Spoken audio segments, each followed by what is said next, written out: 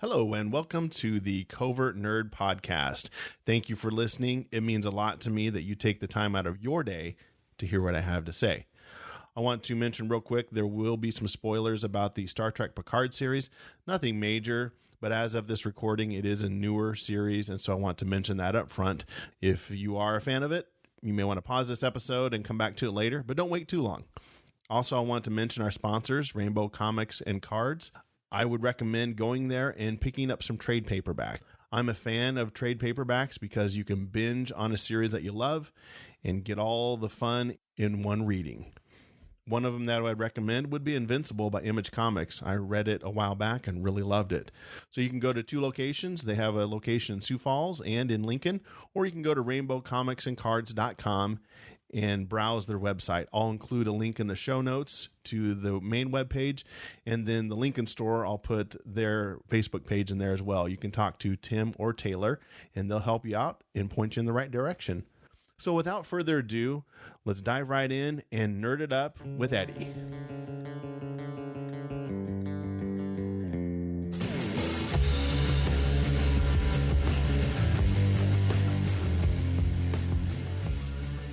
Today, we have the man, the myth, the legend, the Podfather himself. How many other names do you have, Eddie? You got to stop. Eddie Fosler from various podcasts, and I'll let Eddie introduce himself so he can tell you where he's at, where you can find him, and all the fun things, and then we'll get right into it. Thanks, Lee. Goodness gracious. That intro's too hard. It's too big.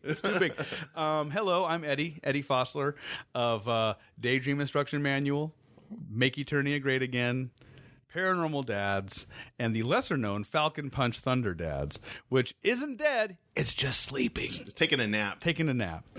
And those are the four podcasts I'm involved with. I'm also one of the founding members of the Last Starfighters Entertainment Group, and that's a fun, like a bohemian-style group of like eclectic creators and entertainers and writers and comedians and artists, and it's been an absolute blast. I'm looking forward to. I mean, we're only getting started. Exactly. Yeah, we're only a year in or so.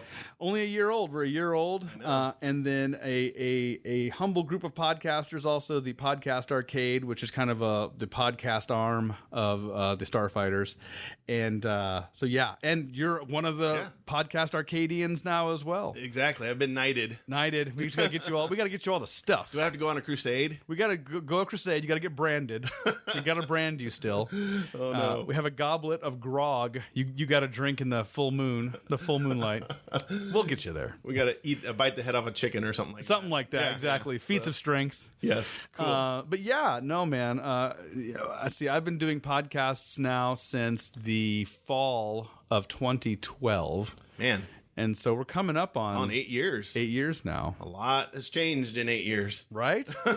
So, yeah, man. Love it. And I can't tell you how excited I am to talk about our topic Yes, today. I'm glad you're back. And because you were on an episode a long time ago. It's been too long. It's been way too long. So I'll put a link in the show notes to how to get a hold of Eddie and the previous episode he was on. Yeah. But today we wanted to talk Star Trek. Yes. Because we were at an event and Eddie mentioned, I really like Star Trek, but on all of your different podcasts, you've really never done a whole lot of deep diving into that. You never know it. It's like a dirty secret that I keep hidden. It's a covert thing. It's a covert nerd. Yes. So when Eddie mentioned that, I'm like, well, the whole podcast, at least for me anyway, is I want to talk to people that really nerd out about whatever, fill in the blank, whether it's Star Trek, Star Wars, whatever. And you mentioned that, so let's get into that.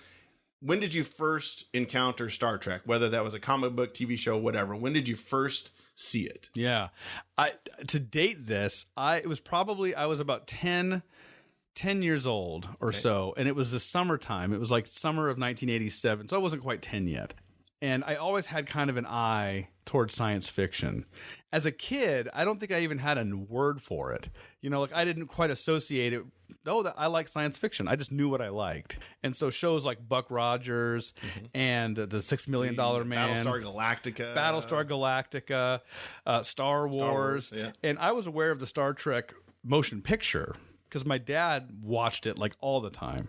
And so I was exposed to like sci-fi paperback novels, all those things. And so for me, that was just kind of like they talked about it geeked since birth, but that's kind of me. Sure. And so I remember coming across they were doing a rerun of the original series, TOS for the kids in the know. I was just watching, and they were all out of sequence. I don't think they were even in order. They just replay them on TBS or whatever. Exactly. And I was watching the original series, and I was just hooked by, and I said this before about like our generation. This is where we're getting to the age now where we get to say these kinds of things, where we were seeing things that looked dated. And we knew they were dated, but our brain was still doing that leap. You know, we didn't need over-the-top effects. Nope. You could see the strings. Oh, yes. And you were still like, that's cool. Yeah. It's space bats, you know. I came across the original series on rerun and was just instantly hooked. You know, it wasn't even like I wonder what this is about. I remember my first Star Trek episode was the one, I forget the exact title. This is like mega now. It was Wave 1. It was Wave 1. Inside Mega Joke, Season 1. And it was the one where Kirk was negotiating with these two alien races where they had the faces were black and white on opposite sides. Okay. And, of course, it was like an allegory for race relations in America at the time. But the idea behind it was that these two aliens couldn't get along. And Kirk's like, why can't you guys just kind of bridge the gap? And he was like, Kirk, can't you tell how different we are? And he's like, what do you mean? I don't see anything different. And they're like... He's white on one side of his face, and I'm white on the other side. We're clearly different. And he's like, okay, this is a problem. Anyway, that was my first episode. That and Tribbles. I remember the Trouble with Tribbles. I just loved it. I loved that it was like an adventure, but it also had a streak of humor in it. It wasn't afraid to be a little funny. Campy, I guess some people would call that. But... I liked that there were people on the ship. Once again, I didn't have the vernacular for it at the time, but I liked that there were people and aliens that were just different who worked together. There wasn't any, and if there was, they worked it out with each other. You know, do you think you mentioned campy and comedic? Do you thought it was campy and comedic in '87? Do you think people in '66 because it came out in '66 thought it was campy and comedic? I wonder. I think on some level they did. Okay. Some of the, like even the cues in the show, like just they kind of not pause for laughter, but they were almost like especially when Kirk and Spock and McCoy had their kind of like interchanges and it was kind of a humorous exchange. It had the timing almost of a comedy bit. You know what I mean? Okay. So and maybe that's just my interpretation of it, but my thought was I think that they took it as a little bit of camp. Definitely, they were like, they're injecting humor into the story. It came out in '66, and you were talking about how limited the special effects were. Yeah. But when I was thinking about this, in '66, TV had really only been out about 20 years. Right. Because in 1946 is when they came out with the new type of TV and it was after the war, everybody bought it. So if you think about it, TV was essentially in its infancy. A new medium, totally. And it's so funny to think because, so it came out in 66. Yep. And I saw it in 86, 87. So it was only 20 years from that. Yeah. Which is so funny. When you're a 9-year-old kid watching a TV show and someone says that's 20 years old, you think to yourself, that's old. Yeah. And then here we are now in our mid-40s, and it's like, it's just crazy how those things just change. Oh, the medium has changed so much. You were talking about podcasting. Been podcasting for 8 years. Think about podcasting in 2012. Still niche. Very niche, very new. Okay, so let me back up. What grabbed you, I guess, that really drew you in and said, I'm going to watch this every time it's on? Because is that what happened? It's tough. I think, at least for me, we were a military family growing up. I was a Navy brat, and my entire life. It wasn't like, and then my dad retired when I was 10. No, man. Like, I grew up and moved out. My dad's still in the Navy, So my entire existence, I grew up as a Navy kid. Seeing a fictionalized show about, like, the best version of, they were a military kind of... Starfleet is basically the Navy. The Navy, know? And so... seeing a fictionalized version of the Navy, but I got to see the adventures and I got to see all the stuff. Not that I pictured my dad's life being like that, but it was kind of a neat fictionalization of what I felt like my life was. There's times I felt like I was on the Enterprise. In fact, my dad was on a carrier. I want to say it was the Kennedy. I don't think he was ever on the Enterprise. That would have been cool. That would have been awesome. My dad's on the Enterprise. I know, right? But he was an engineer. He was essentially Scotty. So, yeah, exactly. He was the engine guy. He worked on nuclear vessels. Do your best, Scotty, Eddie. I cannot do it. I cannot do it. I'm giving it all she's got. Giving it all she's got, Captain. Oh, that's Chekhov. That's Chekhov. So I think part of that informed my excitement for the show. Okay. And also, like, anything in space. Space just fascinated me as a kid. Oh, yeah. And I would just stare at the night sky sometimes. So things that were set in a space environment, and not that space, if it's in space, you got me hooked. It was a multiple layers thing. It was in space. It kind of had it's like a future Navy, and it had aliens like working on the crew. Like everything that I knew up until then, when you get into like, except for Star Wars, when you get into, and then even as a kid, my dad told me enough to know that Star Trek came before Star Wars. Like, yeah. He's like, Star Trek was ahead of Star Wars by 10 plus years. For me to see aliens that weren't depicted as like the enemy, like they were working with the humans, it was a neat, and granted they had that in Star Wars too, but seeing all those things come together, and I kind of liked, and we're going to get into this probably, a little bit of you had to see how people worked through things. Every episode wasn't about, although in the original series it kind of 50-50, it wasn't always fighting, but it was just kind of neat to see some of the interpersonal development of the characters, conflict resolution. Exactly. So as a kid, not all that vocabulary was there, but those things were enough to pull me in and just get me fascinated by the show. Well, speaking of, we talked about some characters there. Who was your favorite character then from the original series? Or do you have one? I do, and I hate to be that guy that's like, the three of them. I really do love Spock. Of the three, like if I had to pick, like of all the original crew, like I love all the original crew, but yeah, Spock's my guy. He's just awesome. Why Spock? I like the idea of a conflicted character. It's true because he was half human, half Vulcan, and that was a smart play on their part to kind of play that in.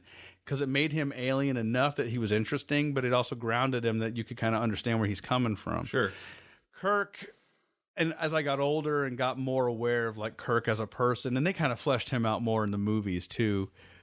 Kirk always seemed like this brash captain that was going to either punch something, kiss it, or shoot it. And that was, right. McCoy and that, I'm a country doctor. And I always thought that seemed like an odd, weird thing. Like, it was like, dude, you're in the future. Like, how can 300 years in the future. You keep saying you're a country doctor, but you work in the military. And good point. So for me, Spock was a guy that I could identify with more, not so much in the void of emotions, but this notion of kind of being in two worlds and just kind of feeling that way in a sense. We moved around a lot as a kid, so for me it felt like I was in this world of the military. There was some familiarity with that, but then whenever I had to go about my life as a kid, like go to school, it was always these new people. It was a very split kind of existence. So when it came to Spock, I kind of could identify with somebody. Gravitated towards him. Oh, love Spock. What about episodes then, or story arc? What did you really like? Your favorite story arc or episode from the original it's hard because it's changed over time, right? Like, so my favorite story arc as a kid was probably the Tribbles, just because it was ludicrous, know, and it had these fuzzy things that kind of just poured all over and it was just funny. Looking back at it now, I like, and it's kind of a weird, they were still playing around with the storylines, but actually my favorite one is the Khan storyline. Yes. Khan and Sung or Khan Noonien Sung. Yes. That the close second is the one, I think it's called a mock time. Maybe the one where Spock goes into heat basically and has to go back to his planet and has to like fight like for mating rights. Rights for one of the Vulcan girls. And this like conniving princess picks Kirk to be the guy he has to fight against. And I liked it because it just had this, like, it was a fusion of, like, you got to see more of his Vulcan culture. Mm-hmm. You got to see the planet Vulcan. It pitted him to fight against his best friend. And he was in kind of this weird, like, rut where he was, like, basically all, like, and then somehow, like, and he had a great one-liner in it where he basically was like, the fighting of the near killing of his best friend made him realize that it kind of dispelled all that stuff in his head. Yeah. And he told that girl basically to step off if she wasn't worth it. And I was like, oh, what a gangster. I love him. And so between the two, but Khan's probably my favorite storyline, not just because that they turned it into a movie later on. No. But the episode itself was like, dang, they just awakened something that they didn't know. They were assuming the best. And it's kind of a warning in real life when you want to think about it. It's like, you got to be careful who you get close to. Yeah. So, but they wake up this whole crew of the USS Botany Bay. Botany Bay, yeah. Wake them up. They're in cryo sleep, and they wake them up, and they're like, hey, there are people we from should the preface, future. there might be spoilers if you Spoilers haven't seen from this 50-year-old episode. Anyway. Shame on you. Sorry. And they wake them up. It turns out that they are basically super soldiers that were put in cryo sleep as a punishment. Like, forget these people. We're done. And they were super genetically enhanced humans. Genetically enhanced in humans. the 90s. Yeah. During like some crazy war. The eugenics war. Yes. It was. Yep. Yeah. And so, which means, they're genetically perfected, and between intellect and physical prowess, these are like the apex of what humans can be.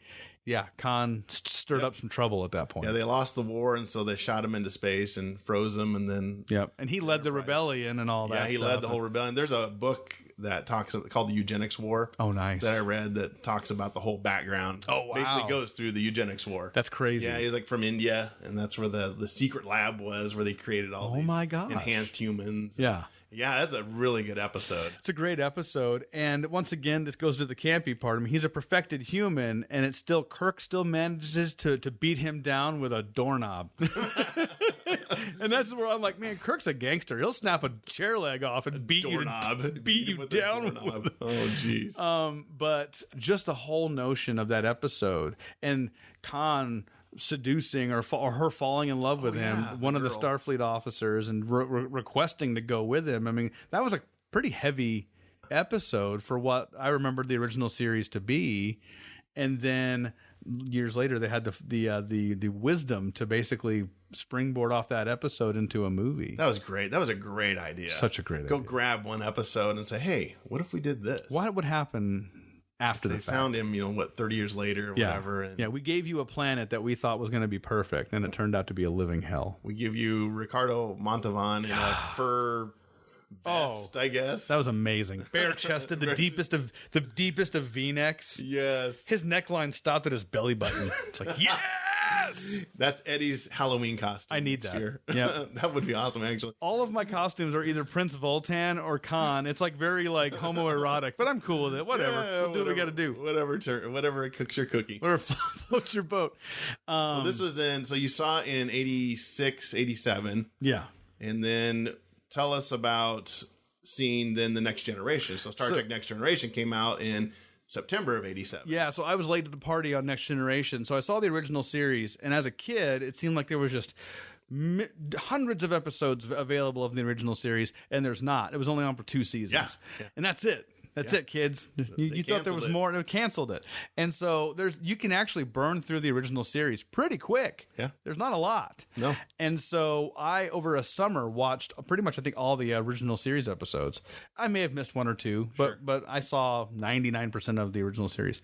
Then, if you remember, on Nickelodeon, they were showing reruns, again, of the Transformers, of the Star Trek cartoon. Oh, yeah. Yeah. Yes. And I was like, it was cool because it was the original actors voicing their characters. It wasn't voice actors. The original? So William Shatner and everybody? Yes. Really? I didn't know that. I am fairly confident that is true. I'm going to lean into this one. I believe it's 100% true that the original voices were done by the original actors. Awesome. There was at least one new character they made at the helm. And I might be wrong here because I know Sulu was in the cartoon. It might have been Chekhov who wasn't in the cartoon, and they made this like weird alien guy to replace Chekhov, and he was just some weird like reptile looking. But someone said this, and I was like, I didn't think about this. The cartoon was able to do more effects wise because it's animated, and it kind of kept Star Trek in people's brains during that lack of live episodes. Yeah, because the cartoon came out after the TV series, but before the movie. Correct. Okay. Yeah. Now I got it. Okay, sorry. Go ahead. And then I had also seen Star Trek: The Motion Picture, and between that time, this is all before the Next Generation. I had seen the motion picture, and then I ended up. Then at that point, I was like, the hooks are in, dude. Yeah. I saw the motion picture. I saw Star Trek 2, Not Search for Flux. Star Trek 2 was Wrath of Khan. Wrath of Khan. Yep. 3 was A Search for Spock. 4 was Voyage Home. And then 5 was the Final Frontier. 6 is Undiscovered Country. Yes. I read the book before I saw the movie. One of those other things. Awesome. But so I am I'm in deep. Holy cow. So you had about 6 months where you're just like... Well, no, because this is over the years now. Oh, so in that time frame of me like being aware, like all before this, I'd been fed a diet of Star Trek, right? Okay. And so Star Trek 6, The Undiscovered Country, came out, I think, at the same time. During that time, Next Generation is on the air. Yes. So that movie is airing at the same time there's a TV show of Star Trek The Next Generation. So The Next Generation, even though it came out in 87, I didn't land on it until like 88-ish, somewhere like that. I was 11, maybe even almost 12 when I became aware of The Next Generation. Sure. And yeah, I was 88, so it had been out for a year. I was in love. I was in love. So they had already had a year or so of shows done. Yep. So I came into it on season 2. And then once again, the gift of syndication. Yep. I caught up with all of season 1. So I've seen season 2, I caught up on season 1. Not going to lie, they're rough seasons looking back. Yeah. And then I was right ready for season 3. From season 3 on, I was on the bus. You were hooked. I was hooked. I didn't miss it every night. It was not every night. Every time it was on TV, most every time I watched The Next Generation. Your thought was, this is my Star Trek. Exactly. This original series, that was my dad's. Yep. This is mine. Yep. Everything before was cool, but I was catching up on a diet of things that were made before me, you know? And these characters even felt like characters that were kind of written for my parents in a way. And so then seeing The Next Generation, and someone even said, like, that was a very 90s version of what we thought the future was going to be like. You know? It is. Yeah. And so, but I was just right in, man. Like, everything from the way the ship looked to the way the bridge looked to I'm just going to be honest, the gorgeous ladies that were part of the... Yes. I was in it 100% as a budding teenager, preteen or early teen. The characters were amazing. I thought William Riker, man, every young boy wanted to be William Riker. So that Spock was favorite from the original series. Is Riker your favorite from Next Generation? Next Generation's so much more difficult for me because I was getting into being a teenager at that point, so I could see they became less archetypal to me, and I could see like their good points and their bad points. Yeah. So it got to be harder for me to be like, my favorite character is this guy, you know? Okay. If you like sat me down and were like, who is pound for pound your favorite character? Like who would you like drop what you're doing to go, see what you're... I'm going to have to say it's either a Picard or Worf. Worf, yeah. I love Worf. And almost for the same reasons as I love Spock. He's kind of a conflicted character. He's full Klingon, but he was raised by humans. Yes. Oh, that's right. Yeah. That was always the conflict in the show. Culturally, because the Klingons would make fun of him, like, you're raised by he's weak. And you're weak. Yeah, you're weak. Yeah. And if anybody knows Worf, man, he's not weak at all. The guy that played him, let's see. Michael Dorn. Michael Dorn. Okay, funny story. Will Wheaton, in his biography, talks about when they were filming Star Trek The Next Generation, across the lot, just they could see it, they were filming the probably Undiscovered Country or one of the movies. Yep. He's like, hey, I want to meet Captain Kirk. This would be great. Yeah. And so he walks over there. Hey, I'm Will Wheaton. I play Crusher on Next Generation. I'm a real big fan. And he dissed him. He said, hey, I wouldn't let a kid on my bridge. And like totally dissed him. And Will Wheaton was just crushed. William Shatner said I would not allow a child on my bridge. Yeah. Wow. So funny story, he went back and he was upset. Sad. And he's a kid at the time. Yeah, and he told Michael Dorn, and Michael Dorn said, you want me to go over there and beat him up? I'll go beat up William Shatner for you. So from now on, Will Wheaton refers to William Shatner as William Shatner. Shatner. No. So in everything you see written or he talks about him, that's what he refers to. He does not give him... Because he just crapped all over my idol. That's tough. Yeah, anyway. That's a lesson. That's a lesson. Don't meet your heroes sometimes. Maybe don't hold your heroes in too high regard. I don't know. It's hard, man. Those guys are people. But anyway, so Worf's your guy. Yeah, so it's a toss up, and then I'll be honest, and he's not a hero in Star Trek. Well, he kind of is actually, depending on how you want to look at him. I love Q. Oh yes, yeah, played by John Lacey. Oh yeah, love Q. Great character that they just speckle throughout the whole series. He's so good. Oh yeah. I remember watching it. So funny story, when it came out in September 26th of 87. The reason I remember that is because I was I think it was a freshman in high school or 8th grade. Anyway, we got sick because the cafeteria food at school was poisoned. Food poisoning from cafeteria. Oh. So I'm laying on the couch, just sick as a dog. My brother's sick. They had to call off the football game because more than half the team was poisoned. It was a Friday night. Was suffering from food poisoning. That's next level. And so I'm sitting on the couch, and hey, there's this Star Trek series starting. Okay, fine, I'll watch it. I'm sick. I have nothing else to do. Yeah, except keep my bucket nearby. And so you saw Encounter at Farpoint, Part 1, when you were ralphing your guts up. Yep. That's amazing. That's the best. Yeah, that's the best. My vivid memory of it was, so I'd seen season 2 and then I went back, and season 2 was, anybody will agree, it's a rough season. It's just rough. And then I went back, and it was the summer. Now I remember it was the summer of 88 when they were showing the reruns of season 1. And I saw Encounter at Farpoint 1 and 2 back to back. Ooh, nice. They aired them back to back. And back to back, it's like a movie, because they're 2 hour-long episodes. 2 hours. Yeah, hour and a half with 45 minutes each episode. Even though it's it's a season premiere or series premiere, it was a ambitious premiere, and you get to meet Q and all this stuff, and the space station is not what it appears to be, and all these things. And that episode was what probably was instrumental in sinking the hooks in as deep as it did, because I was just on the bus since then. Oh, yeah. Well, what about, and we talked about this earlier, what about the whole concept of the original series, Next Generation? Of course, we got many other series, and I don't know if we'll have time to get to all of them. Yeah, right. But what is the difference maybe between the original series and Next Generation?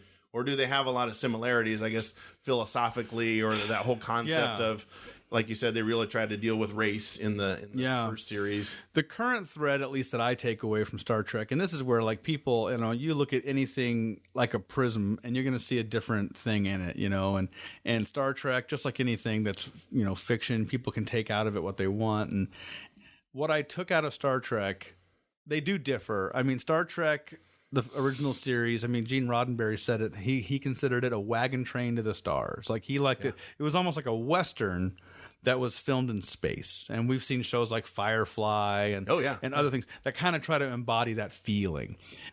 They didn't do that with Star Trek, where they were like making them country, where they except for the McCoy in some weird way. Yeah. But they didn't have them wearing like dusters and say things like y'all. They, it was very much in the future, but the way they handled some stuff was kind of typical of an adventure series in the 60s.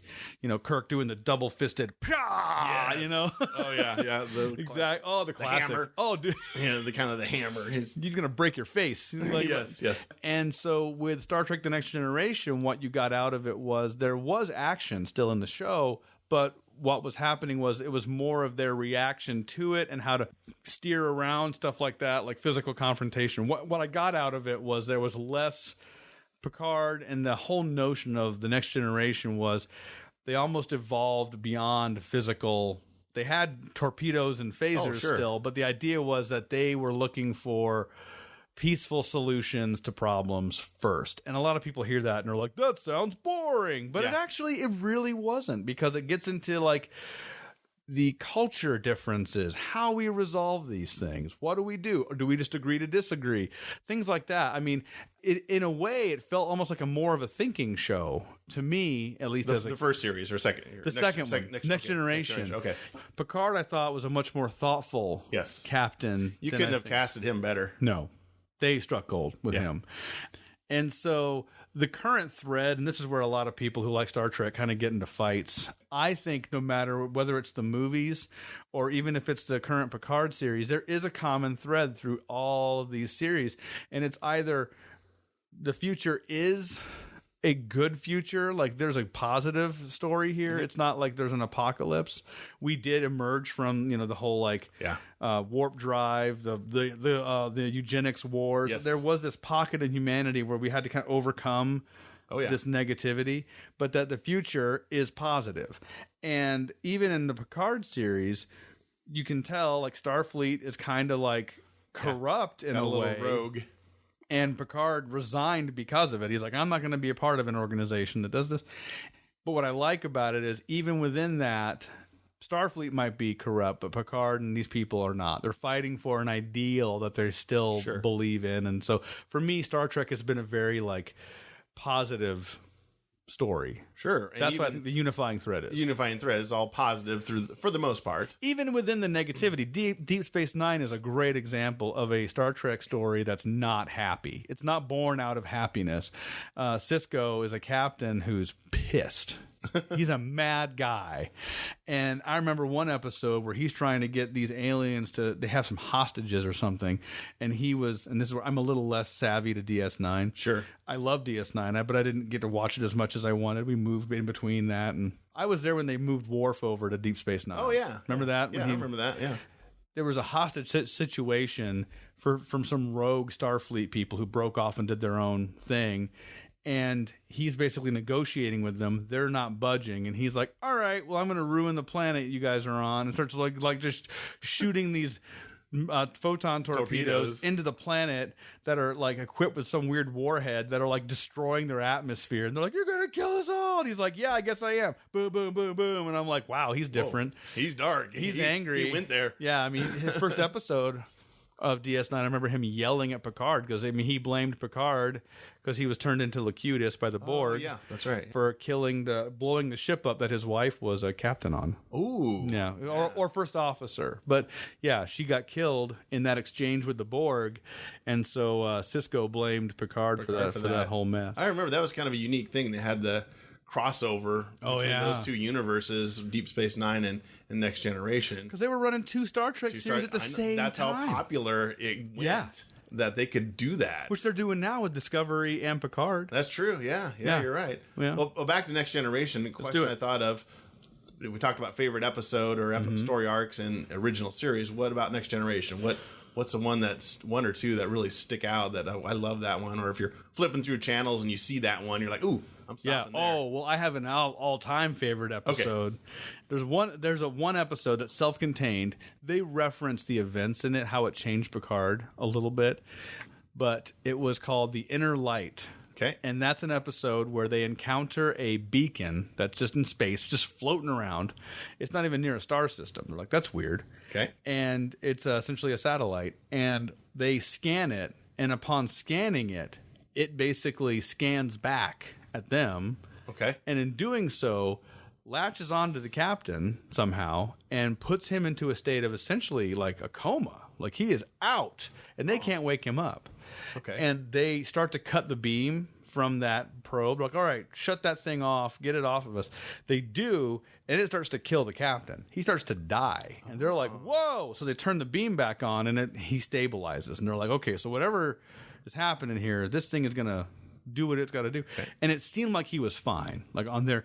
So then it cuts to his perspective. He wakes up from a nap. He's in like some like peasant clothes, and he's like on a countryside picnic and with this, pretty brunette lady. And she's like, oh, and I forget his name now. Oh, so-and-so. It's not Picard. And he's like, where am I? And she's like referencing him as this other name. Okay. Oh, so-and-so, you had he woke up being sick in bed. And she's like, oh, your fever broke. And he's like, what's going on? And they're like, oh, you were sick for days and you hallucinated. And he's telling them like, my name is Jean-Luc Picard. I'm a captain. And they're like, that fever was really bad. It messed with your brain. And he's like, I don't belong here. And they're like, well, this sickness is what's causing you to think this way. Days, weeks, months, years go by. Okay. And he's finally at a point in his life where he's like, I think I dreamed this whole starship up. Okay. I don't think that was real. This is my life. This is my life. And he's lived in this for years. He's now, he goes into it with his current age, late 40s, early 50s.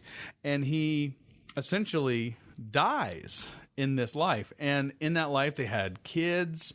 Kids grew up. They had kids. He becomes a grandparent. In that exchange, he figures out the planet is experiencing like just death on their crops. They can't get anything to grow. Sure. And he's like, the sun is cooking, killing everything. The soil's dead. He's like, our UV stuff is not, our planet's not protected, and we got to make efforts to fix this. And they're like, oh, you silly farmer, just do what you're supposed to do. They ignore him. After years of him committing to this and being like, no, this planet's having some issues, they pull him off to the side and they go, we know. Basically, the sun is going unstable and it's going to blow up. Okay. And we don't have the technology to get everybody off the planet. Nor do we have the technology to sustain a handful of colonists for any long period of time. So basically, we're screwed. Okay. There's an initiative on this planet to take memories from people and a person and put them on this probe that we're going to launch into space, and hopefully someone in the future will know who we were. And then he stops for a second, and then all the people in his life, who he's lived now here for 50, 60 years, showing up, his wife, all people in this, and they're like, this is basically a memory that you've lived, someone else's life. And then it cuts, the beam terminates, he wakes up on the Enterprise, stands up, and he's like, how long was I out? And they were like 5, maybe 10 minutes. Wow. And he was like, he just lived an entire life. In 5 minutes. In 5 minutes. And it's called the Inner Light. And the sad part about it was like he experienced an entire lifetime. Sure. Was in love and had kids. And in the dream, or in the state, in that world, he had a flute. And he wanted to try to play. He felt he was stuck there anyway. Yeah. He wasn't getting off that planet. He had this flute and he didn't know how to play.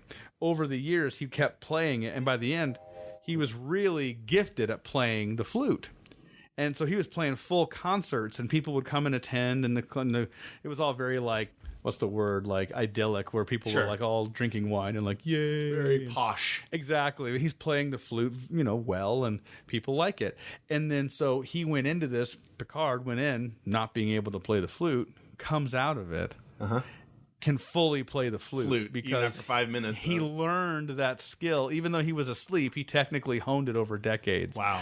And so, and the flute was, they found one thing inside that probe, and it was the flute. It was the flute. And they're like, I think this is something that has some relevance. And he's like, it does. And he didn't tell anybody what he went through. I think later on maybe he did, and the episode closes with him playing the flute. It is so like heart-wrenching. Yes. So who comes up with that? I mean, right. So it's actually based off of a loose story that was kind of Rip Van Winkle. Oh, yeah. But also there's a story, Rip Van Winkle was off of a story. It was a French story of this guy that falls asleep by a tree and then has a dream where he lives an entire life and then wakes up to realize that he didn't. So they kind of took those old folk tales and did a retelling of it. But what a concept. One of my favorite episodes. Sorry, you didn't ask for a full breakdown, but I had to give it some context. Maybe you'll know this episode, and I'll briefly, one that I remember, I think it was from season 1, but they have these symbiotes, these little, I don't know, what do you call them? Little nanobot things? They almost look like a scorpion.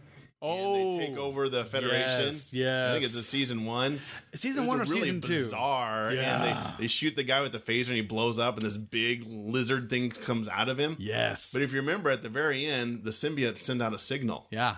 And nobody ever knows what happened. To my knowledge, they've never returned to that. So that's one they could kind of like a con thing. Yeah. They could totally go back to that. Right. The signal finally got to the home world, and we're sending in an armada. But that one was really weird. But especially as a kid, you're like, ooh, these things crawl in their mouth, and it was almost it was almost a horror movie. Yeah. I remember they came in these, like, it was like a bowl of like larvae. Yeah. And they were like, they would eat them. And you're like, ooh, that's kind of weird. And Riker pretends to be taken over by him, and then zaps everybody. Yeah.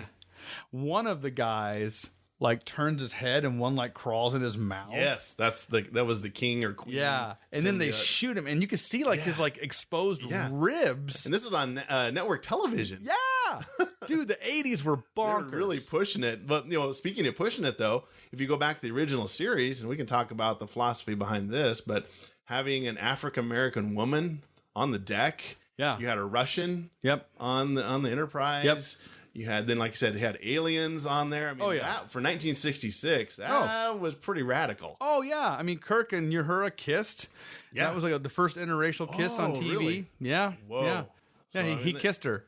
That was really pushing the envelope. Gene Roddenberry was not hiding his mission. Well, I think even what we saw on TV was actually tamed down from what he really wanted to do. I think so. I remember reading some articles about that. It was a lot more risque and a lot more pushing the envelope. Well, even the pilot, if you've watched the original pilot, where it's the captain is a female.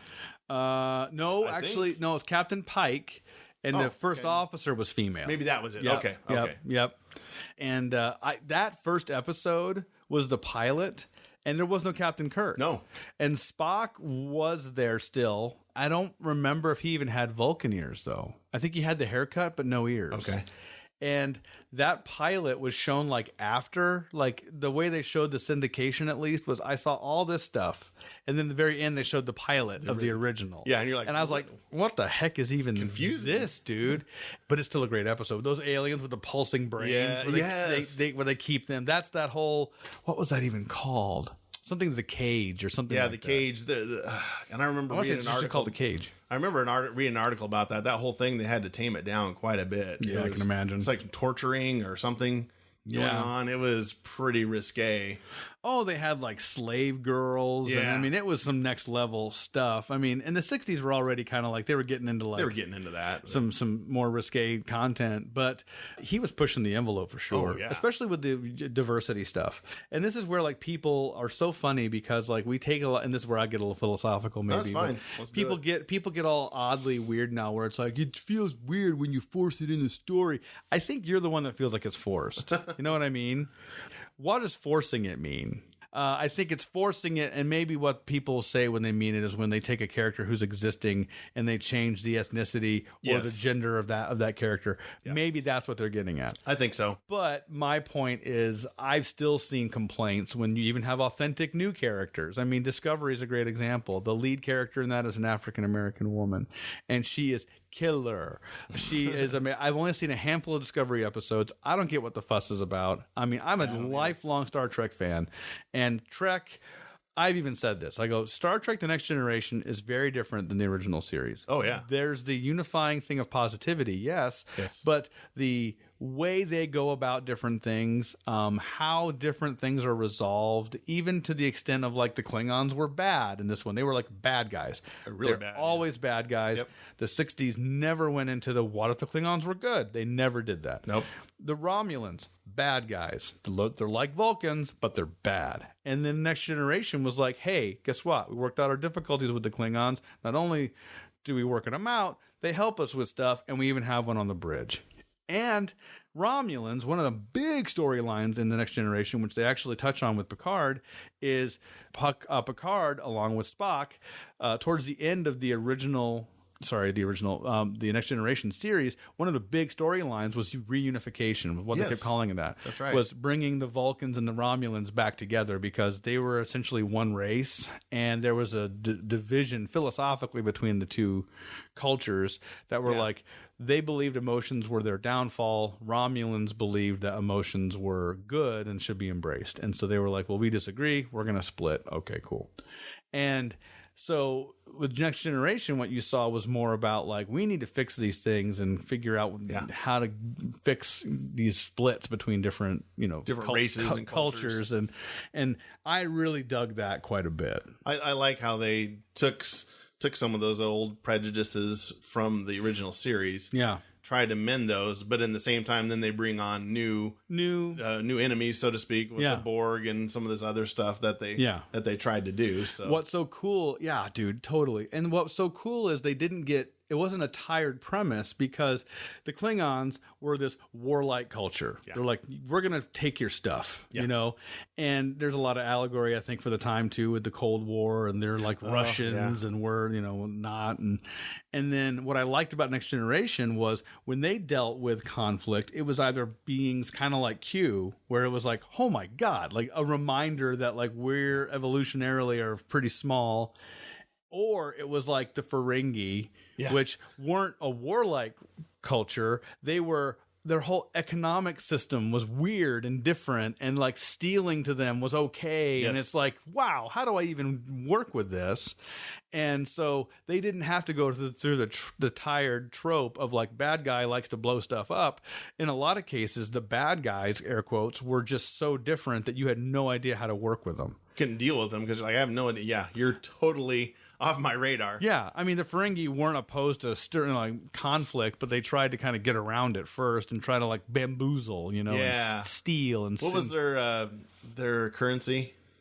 Oh, I forget. They are talking like credits. It was liquid something. I don't remember. Wow.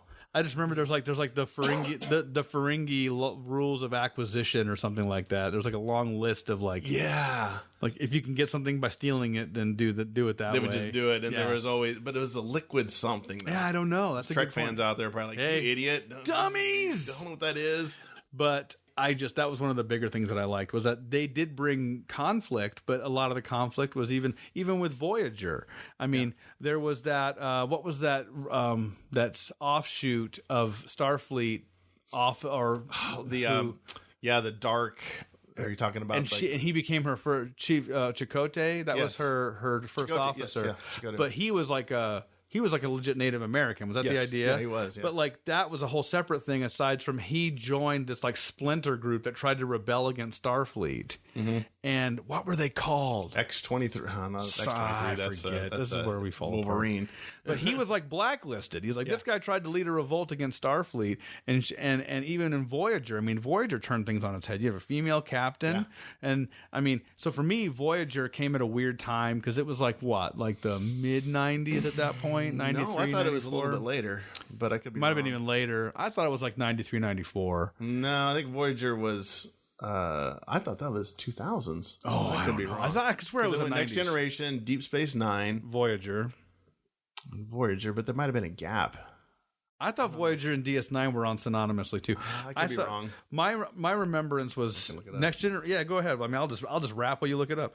I remembered DS9 and Next Generation running concurrently. Like they were, but Star Trek: The Next Generation was done after 7 seasons.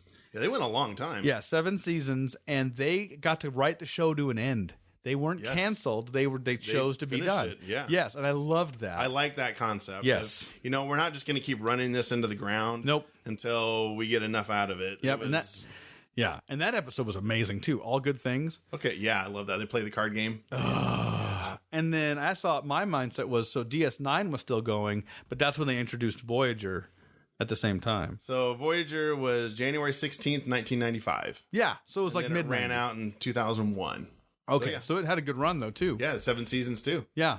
So Voyager was tough for me because Voyager started coming out when I was graduating high school. Okay. I was so busy. And anybody who knows, like I was working a full-time job, going to school for full-time. Like I just did not have time. All your girlfriends. All the women, so many women. But I just didn't have the time to sit down and watch Voyager. Yeah. And this is right on the time of like, we still had VHS tapes. Yes. We didn't have TiVo or anything like that yet, and so the notion of catching up on it was just not on my thing. You had to record it, set your VCR and hope you got it right, or you had to catch it the next time it was on. And so I was so off the bus with Voyager, but I was still aware of the characters. Yeah. You have Captain Janeway, Tuvok, and then start to kind of break Chakotay, but things start to break down for me after that. But once again, when what I was aware of with it was still carrying on with that Star Trek legacy of like, kind of positivity, exploration. Well, I mean, they got blasted out into an entirely different part of the galaxy or even universe. I think it was 76,000 light years from the nearest Earth. Federation space, something like that. It was like way out there. Like going at warp 10, it would still take them like 5,000 years something to get like home. That. It was ridiculous. And they didn't have the tech. They didn't have like cryogenic stuff. There wasn't even part of the like solution, and there was no Q that was going to send them. I think maybe Q did show up at one point, but he didn't help them in that sense. He's like, because he could have transported the ship instantly back to Earth. And I just remembered like the concept of that being something else, and I'm like, that's amazing because you would just fly your ship into a moon, be like, oh, we're all going to die, so we may as well just give up. And for them, it's like, nope, we're going home. We don't know how. We're going to figure this out. And Yeah. the idea that they were that far away in space removed them from all tethers of like, and they still chose to do their mission. They're like, well, we're in a whole different part of space. They could have just said, "Screw this, we're gonna may as well start mapping stuff. Find a planet and just hang out there until we die." What exactly? Find a heaven planet and call it good. What I liked about Voyager, the concept was, and this is where the one thing I think is a kind of a weak spot with Star Trek, and they've leaned into it hard. They had to with the whole like Kelvin timeline, is time travel.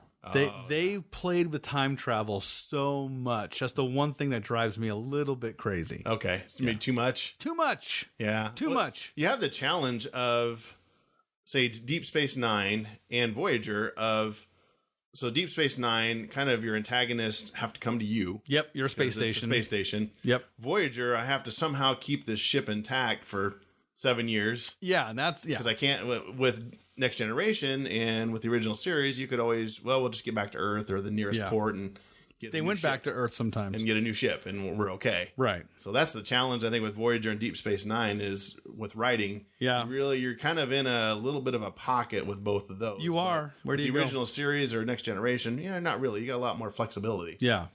It really wasn't... I mean, Q played with like timeline stuff all the time, but it was never like so big and far reaching that it changed Star Trek. No. It was... My experience of it was Star Trek 4, The Voyage Home, was the first real, like, we're going to change the events here by changing time. Yeah. And then we're going to go back, which I still defend. I love that movie. You like the Voyage Home? Yeah, the whales. I liked it. Get Yeah, out it of was here. fine. Yeah. The whales? Oh my gosh. Yeah. So Some people really dog on it. But I don't get it. Kind of fun. I love it. I saw a great article. It was like, so humpback whales in the 80s had dwindled down to like 450 worldwide.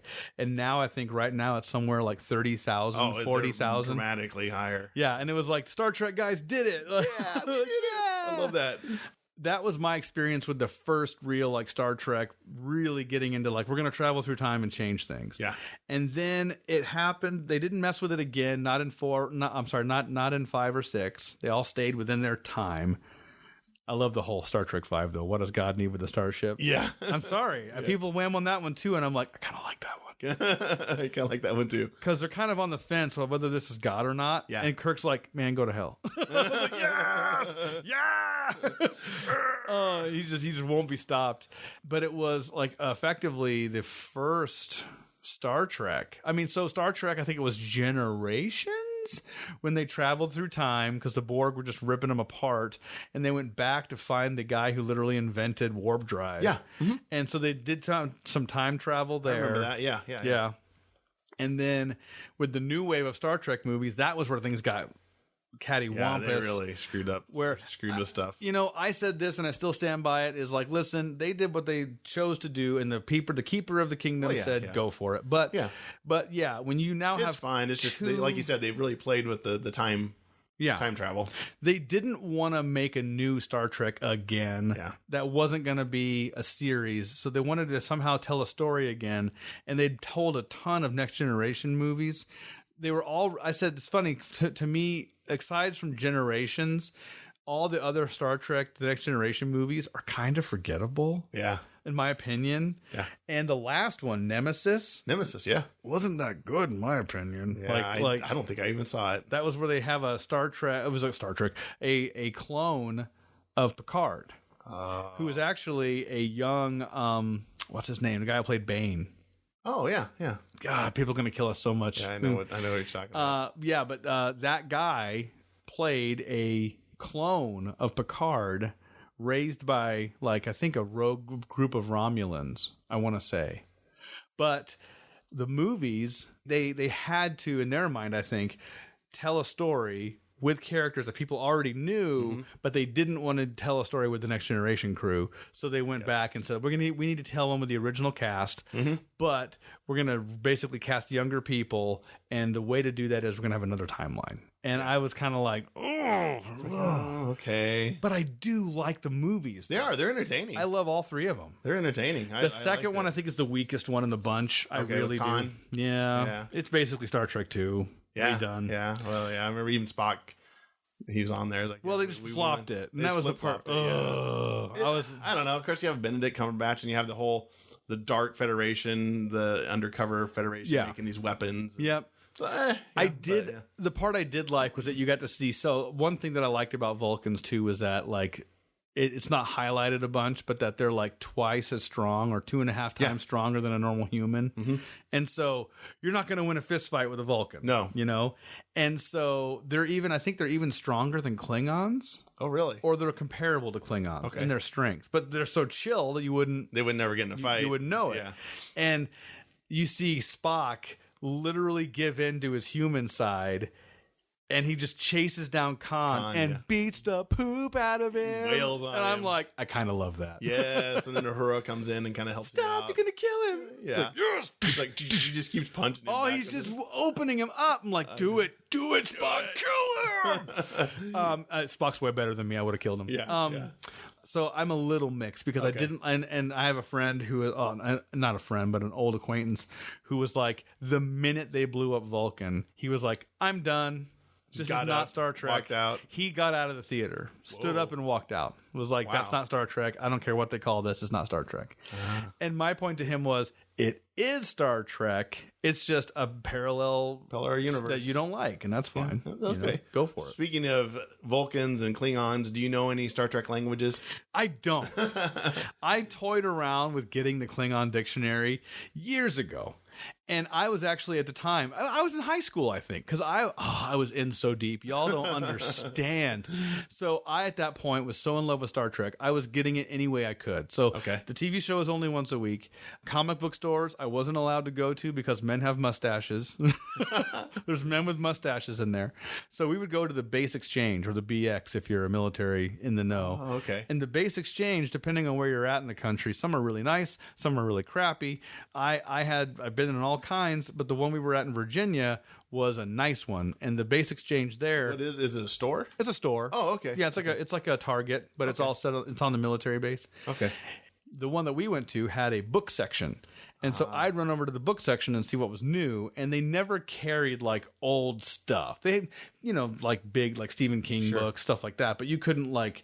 But they'd always have newer serial books. So Star Trek paperback novels they had. Okay. And they always had like the newer ones. So those were serialized, you can keep up and, Star Trek number so-and-so, number so-and-so. And so I got hooked on those paperback novels, and I would mow lawns. That was my whole like scheme. My parents weren't buying me nothing. Okay. It was never like, Dad, can I have $5 to buy a book? And it was like, no. I understand. That was easy. So I was like, I'm gonna mow lawns, get money, buy Star Trek books. And that was my whole... That's awesome. That was it. You can't get any nerdier than that. Right? So I would literally, I had a block of neighbors, and these books, I was playing catch up because I came in and it was like I want to say it was like number 12 or 13 was out. So I went back, was catching up that way, and then just kept getting books. Awesome. And then it got to a point where I had so many books, and I kind of regret this, but it is what it is. I was using the books to fund new books. So I would take my books, and then we had like a paperback trade type store where they would just give you money. Mm-hmm. And so I would go in, sell my books. It was almost like a 3-to-1 though. Like, I know. They're not going to give you much. No. So I go in like three to 6 books, and I could buy 2 new ones. So anyway, the thing became self-sustaining more or less. And then whenever I had like a birthday, or my mom was big on Easter, she wouldn't get a bunch of candy. She would get you like a practical gift. Okay. Like when we got older, when you were little, it was like a stuffed animal or something. But when you were older, it would be like a book. Or she was all big, like, you can get a book. I'll encourage the reading. Okay, good. And so I was like, all right, I'm going for the stars. I asked for like hardback. Ooh, Star Trek books. Yeah. And there was one called, a hardback one that was called Fortune's Light, I want to say. And another one was basically, the one I love the most. I still need to get this. I still have these? I have them somewhere. I gotta dig them out somewhere. I think I have an idea where they might be. A book called Imzadi. Imzadi, which is the word that Betazoids use, which is what Deanna Troi is half of. Oh yeah, half Betazoid, half human. It's a word they use in their culture for basically like, you're my soul lover, or you're my soul Mzadi. So tell your wife that Mzadi. She is, yeah. She'd be like, you're a nerd. I'm like, yes, I am. So she called Riker that, like, you're my Mzadi. And so she still called him that. And in fact, episode 1 of the Next Generation, when Riker, the beardless Riker, with his butt chin, comes in on the turbo lift, and she sees him mentally, telepathically, she communicates with him, and she's like, "Hey, Mzadi, how are you?" And he's like, "Oh snap!" She called me that word. You're like, what? So this book basically is like a what happens with them in the future kind of thing. And that's the one thing I did like. You say concurrent storylines. I like the romance between those two. Okay. I like that in Picard they end up together. Thank goodness. Yes. You know, spoiler alert on that one. But the teasers have shown that. Well, even in I think towards the end of the Next Generation they got married anyway. I think so. So now these books, were they all original series Star Trek, or were they Next Generation then? There was actually 2. So there's 2. Yeah, okay. And then with the other series that they had those 2. They got. You know, I couldn't. And at that point when they were doing so I read a couple of original series books. Yeah. And I liked them. I didn't love them. I went back to Next Generation, and I was like, that's what convinced me. Like, okay, this is my Trek, you know? And then they had DS9 and Voyager books, and at that point, I'm like, I can't keep up with all this. Oh, that's so many. I have so much to do. That's a lot of lawns to mow. It's so many lawns. I can't do it. It's only one me. Eddie's out mowing lawns like, oh, you saving up to buy a car or a bike? Like, nope, I'm buying Star Trek books. Star Trek books, you chumps. And so I want to say it was probably a good 2 or 3 year stint of me mowing lawns and washing windows. Oh, and cars. I would do anything, dude. It's almost like a drug habit, Eddie. I know. I need to get these Star Trek books somehow. And yeah, man, even in my freshman year of high school in Virginia, which is where I started high school, I would legit bring a Star Trek book to school. I'm that guy, dude. So for me, I was like, man, listen, not beaten into submission, but especially in Virginia, for high school, I was exhausted, I think is the word. I was just like, I'm tired. I'm tired of keeping up with you people. I'm tired of caring. I'm tired of all this stuff. I'm going to, and what I liked about at least the high school I went to in Virginia was that during lunch, you could pretty much go wherever you wanted on campus. You weren't stuck to the lunchroom. You could go outside, you could go whatever. So I would go outside, sit by a tree, legit, eat my lunch, read Star Trek. Oh, that was heaven to me. That's awesome. It was heaven. And that was the better part of my freshman year was nearly every lunch. You're sneaking stuff into your house, under your coat, and your mom's like, I think he's doing drugs. Like, no. He's reading Star Trek books. They think the book is hollowed out, has a crack pipe in it. They're like, no, it's a legit book. I'm like, leave me alone. Meeting people in a van trying to get Star Trek books. I thought, exactly. Yo, man, I'm scratching my neck. You got any of those Star Trek books?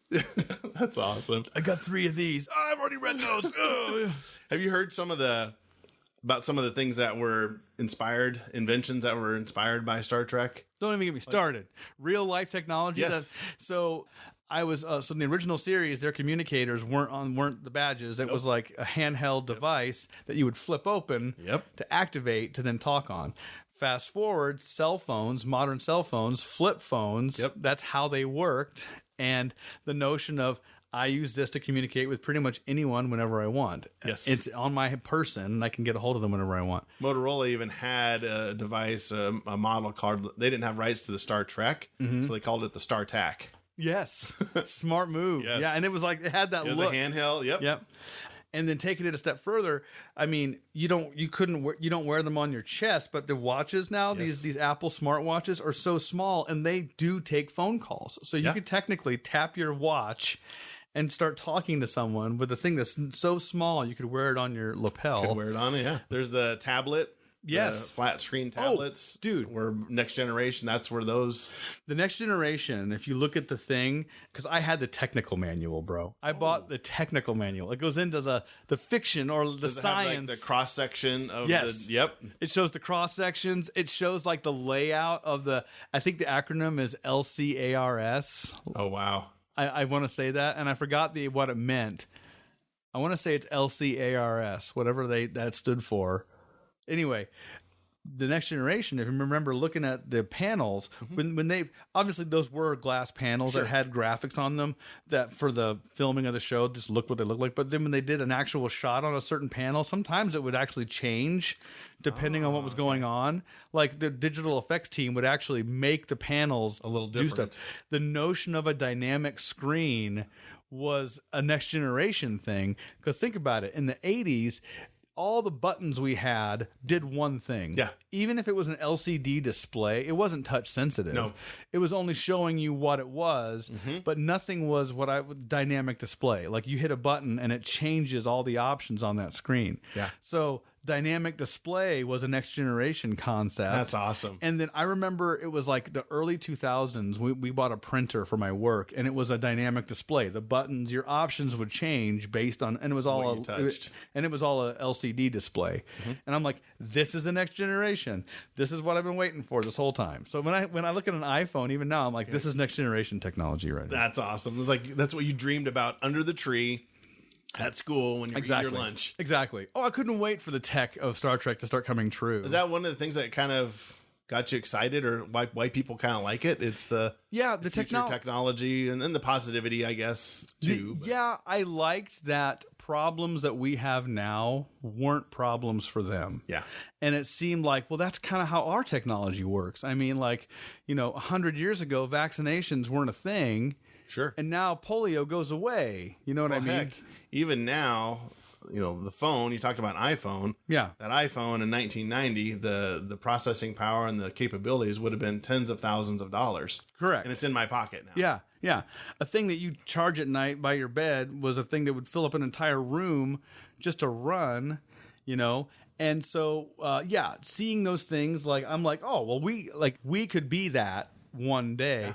Yeah. I don't know about transporter stuff. Yeah, if that could that could actually be a thing. Well, I'm sure there's concepts of it, but there's an episode I watched of the original series where the transporter gets screwed up and divides Kirk in half. Oh yeah. So he has the kind of the nice, loving Kirk, and then the angry, aggressive Kirk. Yes. And they have to combine them back again, and it's so weird. And so they have Kirk has to, or William Shatner has to act both ways, which that's got to be difficult. Super passive Kirk and super angry. And on that one, that's funny. Dr. McCoy, he's treating Kirk or somebody with his high-tech little hydro spray thing, and then he reaches down and grabs just a regular spray bottle and starts spraying him with this disinfectant. Oh no, I gotta look that up. Yeah, and it has the Cocker Spaniel with the horn on the front that they use as a prop. Yes. So we talk about, again, it's 1966. You got to understand they had a limited budget. The alien creatures that they had to do with, just like you said, the monkey with ram horns. Yes. Man, this isn't any good. I mean, they got better later, but at the same time, I understand they got a little bit of a budget. So I can think about the times where even in the time frame, I was like, come on, guys, really? So for me, the Next Generation, the silliest time, I was like, oh gosh, what are we doing, guys? Was in the episode where they killed Tasha Yar. Oh yeah. Which she should never have left that show. What was that woman thinking? Well, she thought she was this big star and she's going to go make a ton of money, and then someone got in her head, man.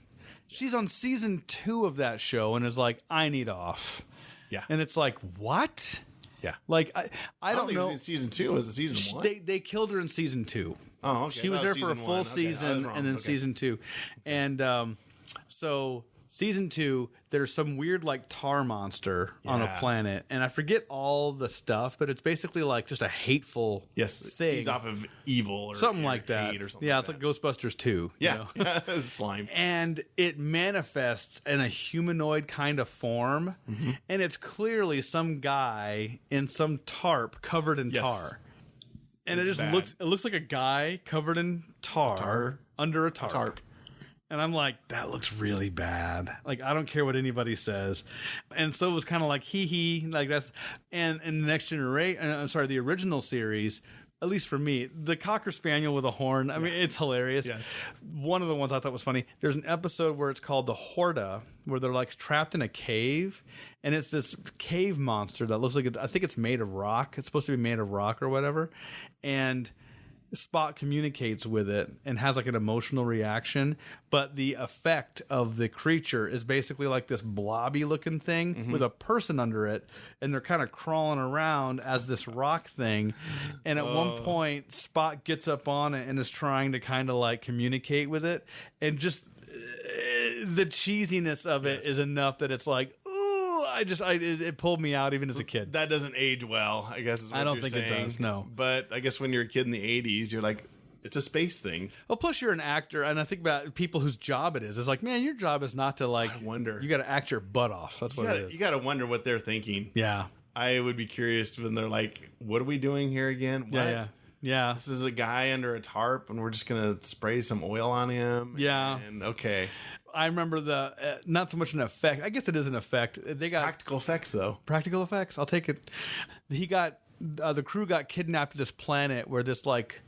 It looks like a kid, and it is a kid. I think it was Ron Howard's brother, actually. Oh, he was okay. like this little child king, but he was actually like an adult because he had the voice of a grown man. So it was basically Ron Howard's brother lip syncing with a guy like, "Ha ha, Captain, I brought you to my planet." It was like dubbed over a voice. It was dubbed over, and it sounded. It looked so bad. It's like watching those Japanese movies that they dub English over. You're like, this just isn't working. Yeah, it's like a 6-year-old face and body with like a grown man talking over it. It was like awesome. Again, they're really trying to tackle some stuff and coming up with these storylines. And I don't know how they came up with some of this stuff, but it's still again pretty groundbreaking. Like you said, Star Wars kind of not stole, but borrowed the concept of travel, space adventure, and all that. Yeah. I think people maybe can connect with Star Trek better because it's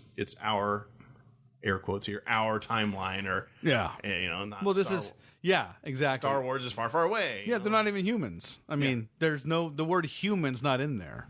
No, good point. No one talks about humanity. There's no Earth. You know? And so what I like about, and we've said it a million times, it's not a dig. It's just Star Wars is like space fantasy and a merge of those two, I think. And you can call it science fiction too. I'm not that guy who's going to be like, it's not science fiction. I mean, call it science fiction if you want. Yeah. But I like that at least for Star Trek. And then I know this to be true for the first and the second series. I don't know if this is true for the other series, but the people who were in charge of the technology, like how would this work? Gene Roddenberry's vision was, I want to make sure that there's at least some thought and development behind how this technology works. I don't want it to just be like, here's a transporter, space magic, like there's an actual reason, like transport, like the way warp works is like it develops, like the warp engine, the warp nacelles generate a pocket around the ship where it basically warps space and time. Okay, yeah, explain that to me. What about warp drives? Oh Lord. So briefly, it's been a long time, but my understanding of the way warp drive works is that the way speed of light is measurable. It takes a certain amount of time for light to get to a spot, which is why like the sun, we're not getting the sunlight we get is what, like 96 million miles away, but it's like 20 minutes old or whatever. It's something like that. Like it takes that long for the sunlight to get to Earth. So the idea of being with say to parallel that with like Star Wars. Star Wars has light speed. Yes, that's hyperdrive. Hyperdrive. They just call it that, and that's what it is. I'm sure there's books and then retroactively after the fact where they're like, this is what it is. But like George Lucas, when he wrote Star Wars, I can guarantee you he didn't sit down and go, we need to figure out what warp drive, what hyperspeed is. They just called it hyperspeed, and it means they can get from point A to point B really fast. It's hyperspace. So I've read a little bit about it. It's actually the tearing of space. So you're actually ripping through space. That's why when they go in Star Wars, they have the hyperspace. It's kind of this cloud. Yeah. It's basically for lack of a better word, an alternate reality, so to speak. I see. And so you can see, the way I understand it is hyperspace, you can see shadows of the real universe. And that's why when they jump out of hyperspace, they have to have a computer to figure out, to see what's around them so that they know where they're at in space. They don't fly into a planet. Correct. Whereas warp drives, I think, are a little different. My understanding of warp drive is that what happens is the warp engine and through the warp nacelles create around the ship itself a pocket of space-time, of its own space-time, where space and time essentially don't exist. Oh, okay. And they can actually slip through reality faster than the speed of light. And in multipliers of speed of light. So warp 1 is the speed of light. Okay. Warp 2, twice the speed of light. Warp 3, 3 times, so on and so forth. Okay. And I think for Star Trek, the big limit was warp 9 was the fastest. Yeah, 9.2 or something. Was the fastest you could go. But I think even now with the current Trek universe, I want to say warp 10 has been achieved, quote unquote. Yeah, and it's exponential, I think. So warp speed 4 is not necessarily 4 times. It's 4 times 4 or something like that. Something like that. It keeps, it's exponential. Yeah, and then they were getting into that, like, how do you, if you're going to travel that way, how do you avoid getting older as time, or staying young as, say you go to Earth and we're sitting here and normal time goes by and you're zipping all over the place. But I think that's how warp solves that, because in that pocket, these guys aren't aging. They're not getting any older or younger. It's just completely suspended. So they can get to Earth instantaneously, faster than light, and then for us, it's like, oh no, not much time's gone by. No time passed, so to speak. That's a real broken explanation of it, but I do know that warp is faster than the speed of light, and that it does that. It would have to be, because they're traveling hundreds of light years from Earth, right? And then that they power it through dilithium crystals and all that stuff, and getting new ones is a giant pain in the butt, and it's very valuable, and the Klingons want it. Oh, dude, yeah. And I think that I read too that since they are traveling that fast, how do you not turn into jelly because of the centrifugal force? I think there's some anti-gravity the warp pocket. Okay. In that warp pocket, there's no movement. Yeah, all that force and all that's happening outside the pocket. Okay. In the pocket, you're basically completely safe. I mean, it's almost like picture like your fist, like within the middle of your fist, something is floating in that, and you're moving around, and it's moving with you. Like it's gonna be okay. That's a good point about, you mentioned the aging. So aging doesn't take place? So say, possibly? I'm thinking the mathematics of it is, say we're on Earth, right? Okay. And the speed of light is the speed of light. Like, we're not moving any faster or slower. We're just moving the rate we move. And they're zipping all over the galaxy instantly. If they were going the speed of light, they would age. Okay. Because they're going the speed of light. Nothing has changed. It's just we would age. I'm sorry, let me rephrase that. They would age, yes. We would still age too, but because it's all still 1-to-1, okay, they may be able to go faster, further, whatever, and then come back and not be aged much, and we've aged 10 years. The whole warp thing allows them to not age because they're going faster than light. So they're going 2, 3, 4, 5 times faster. Yeah. So it's even less time for them to get where they need to get. And even though time has passed for us, it's just that much less time. Okay. If it was the speed of light, it would still be the constant. Yeah. But now since, say they went warp 5, warp 6, warp's been gone 6 months, for him, he's been gone 10 minutes or whatever. So it's like they're still aging, but the gaps aren't as big. Okay. It's almost like that if you saw Interstellar, but just the way gravity worked on that planet, like, dude, so time goes by super fast on this planet. 20 years are going to go by up here. You're going to be down there for half an hour. Yeah. Hurry. Yeah. And so I think it's that's exactly what's happening, is like they couldn't accelerate it or decelerate it. It was a constant, but the constants were different. I don't know. I'm falling, like, this is where I would love to sit down and like actually have this written out. Like, how do they not age? You're going to have like this big wall with all these different mathematical equations on it. I'm ready. Let's do that. How does it, like, you come back to Earth and everybody's 100 years old and you're like, oh, how do they do that? Flight of the Navigator. There you go. Oh, there you go. Essentially. But my understanding is that warp is what allows that, because you're going that much faster than the speed of light. What a concept. Yeah. Oh, how Gene came up with that. I mean, you're talking about a guy. Do a lot of cocaine. I don't know. Cocaine, so many piles of cocaine. I think that was just standard diet. He drank a lot, I guess. Did he really? Yeah, he did drink a lot. Yeah.